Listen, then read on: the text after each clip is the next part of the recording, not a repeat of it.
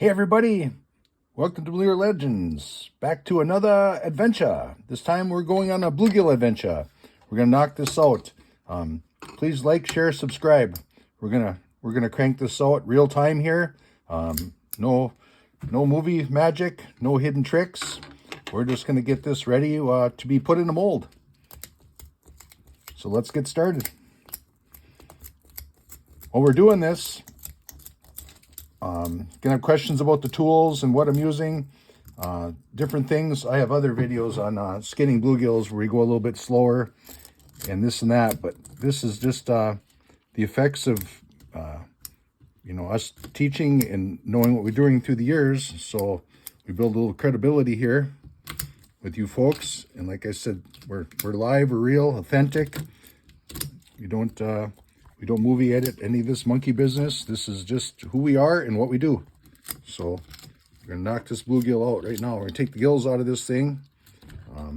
It just dries a lot faster, and it's a lot more monkey business if you leave the gills in this fish. And this is not a client's fish. This is one that will be for sale on eBay shortly. And this video also is just trying to show you, once you do quite a few of these, it does go a lot faster than that first video on how to skin a bluegill. So don't give up. It'll get better and easier every time. Yeah, you get better with each one you do. And, if you make a little hole, you make a little rip, you lose a scale, not the end of the world. But this is how it's done when you get, I can't say professional, but yeah, we've done a few thousand.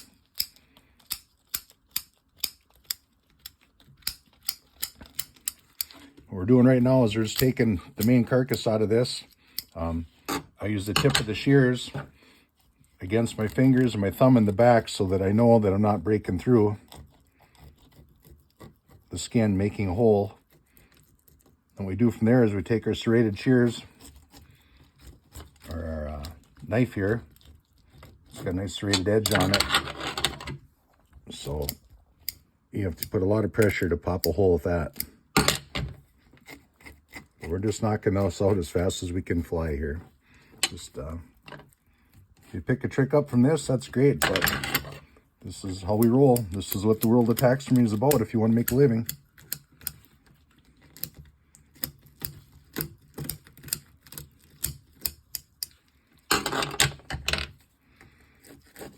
Okay, we got the main carcass about 90% of the way out here. Now this tail is a little bit tricky. You got to be careful. Again, putting my finger behind there with the shears so you don't rip the tail wide open. Got to get around all that bone. Perfect pass there. Come underneath. If you can, always go with your serrated knife down towards the tail. From the head to the tail in your mount so that you're not tearing up a bunch of scales.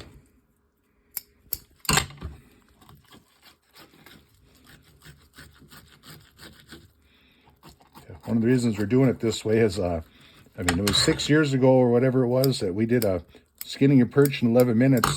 And I believe we're still getting comments on that, and people are still interested in that. And all they see, we got our taxidermy series going again and rolling that.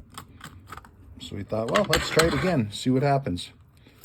We're done with this one. We're going to see if we can break this personal record. I don't know if it's a personal record, but we're going to see if we can break it with one turn the other way.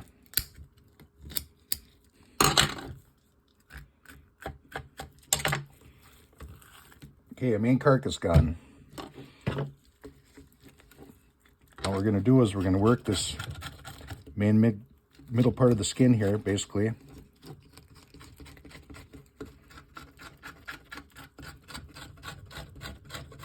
Keeping flat on our little cutting board here.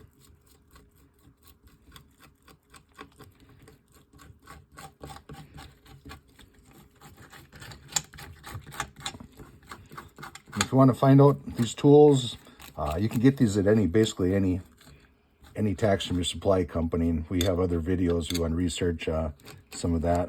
I think it's How to Taxidermy a Bluegill Part 1, where we go over that. The tools and all that, yeah.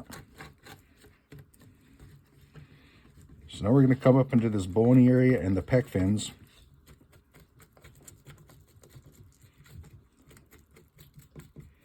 Which just takes a little bit of time. Little bone here we're going to remove.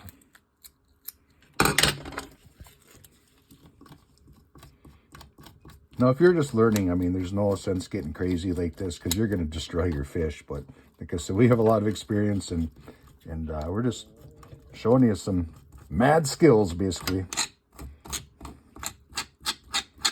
And this is what it'll be like after you do this for, you know, years and years and years, until my hands fall apart or fall off or arthritis sets in or whatever. But God bless me, and for now we can still do it. So we're going to do it. And again, happy Mother's Day to all the mothers out there.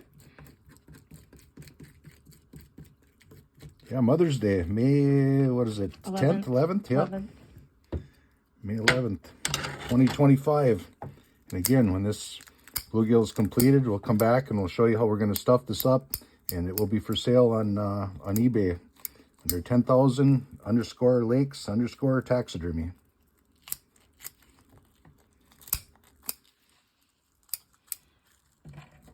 And if you are one of our eBay buyers, we really appreciate all of it. And we leave a lot of positive feedback. You folks are also pleased with our service, the way we ship, package. So we do appreciate that. That is a big part of my livelihood right now is you know, online stuff. So that's awesome. I do appreciate it. So like Joe was saying a little bit ago, please like, share, and subscribe these videos on YouTube. It's going to help with our growth and this crazy new generation that we live in. Everything is computer generated, automated, AI, all that. But what you're seeing here, the way I clean this fish, there's nothing AI about this. It's, like I said, real, authentic, and this is how I roll. And we want to carry this tradition on. Yeah, we got to get folks involved in this kind of stuff. We hear too many times where people can't believe we do real skin taxidermy fish. Everybody else is doing the little plastic generated replicas and stuff like that. And yeah, it's just not the same. They want the real skin, but nobody wants to do it. Everybody wants the fiberglass replicas, and we are an advocate of the catch and release stuff too. I mean, we're not out there just whacking and stacking everything, you know, we can get to make a buck off of. I mean, you gotta be an outdoorsman about it, and you know, you gotta save the resources so that you can take a few of these every year, and you know, you can sell a few, and your lakes that you fish are still sustainable, so that you can get future harvests. And this is a lot of this is for fun. I mean, we're not getting to be millionaires off of this, you know, but it does put groceries on the table. And you know, this carcass that I just took out of this, the way I did it, we're gonna keep that. We're gonna keep those fillets off of that fish, and you know, we get 3-4 of these. That's a dinner for tonight. As you notice, we don't put any chemical or preservative on this fish before we take the main carcass out, and that's just some good meat. And we do get some buyers on eBay that they may have caught a fish, or a child has caught a fish and they didn't keep it, they didn't get it taxidermied, and they see something on there that looks identical to something like that, and it's great memories, and people enjoy that too. Right, and that's where a lot of the sales come from. You know, I mean, in this country, I mean, yeah, we got land of 10,000 lakes, my buddies, and they don't understand that. It's like, hey, why would somebody else want somebody else's fish on the wall and this and that? But there is a following for these small panfish, and like I said, it's very much sustainable in these lakes to keep 8-inch bluegills like this. Great. And we're not wiping out the monsters, the spawning, you know, harvesting all the big ones that are keeping the lake sustainable. And they do have a lot of limits now in Minnesota, even on that kind of stuff. So that they do protect the lakes, which is pretty cool. You know, they limit it and slot limits on a lot of different stuff. Not so much on bluegills, but the day will be here when that happens too. You know, it's just, I'm old enough, I've seen it all and been there, and credit to our resource department for doing that. You know, they know what's going on. So We've even had some people reach out to us through eBay like, my son caught a fish that looked just like that, but he was this size. Would you happen to have one? And hey, if we got it, we get it done, and we let them know, and we want to keep this going. We want to keep, and the big thing is even getting kids out there, get some fresh air exercise, stay off the computers a little bit. Yeah, get the kids off the couch. Yes. That's the name of the game. Not seeing you got a... That's some of my best memories I have, are my dad taking me out fishing and just spending time together, getting out in the sunshine. And I'm saying the kids got to go out there and skin a fish and eat it, but you know, if you just put a worm in their line and they learn how to cast a Snoopy rod and reel, that's awesome. So we're just about there. Cleaning out the head here a little bit. We're going to clean out these eyeballs and the cheek meat on this. And one thing we do apologize for is the graphic content, you know, but this is what it is. This is the world we live in. Trying to get this done and talk at the same time, trying to go fast. But as I was just going to say, we're real and authentic, but the world we live in right now, this is just how it is. You know, this is how you skin a fish. You eat that fish sandwich over Lent. I mean, that fish, guess what? It came from someplace, you know. I mean, and this is how it's done. I mean, not so much taxidermy related on the end, but, you know, the fish has still got to be skinned and filleted and processed. And that's just part of the gig. So what I'm doing right here is I'm pulling the eyes out of this, cleaning out the cheek meat. And we're about on the home stretch here.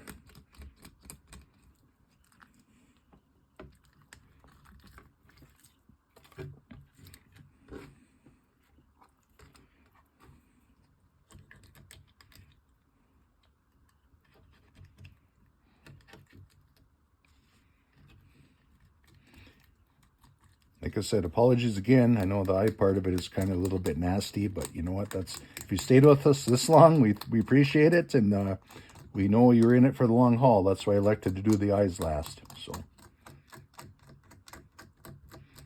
thanks again, and we're gonna do another one here in just a couple minutes. We're gonna pop that up at the same time as we put this one up on YouTube. This one's a right turn, and we're gonna do a left turn here in a couple minutes, and we're gonna just for the heck of it, we're going to see if we can break our record here and see if we can get it done a little bit faster. no talking. Yeah, no talking. The next one, we are not even going to put it to sound, or we're not going to edit it or anything fancy, fandangled. We are just going to rock and roll. So it's a little bit of fun, you know. I mean, everything in this world has got to be a little bit serious and crazy, and this is just for a little bit of fun. And at the same time, we're going to check out the YouTube analytics. So thanks for watching, and we knocked it out. That's what we needed right there.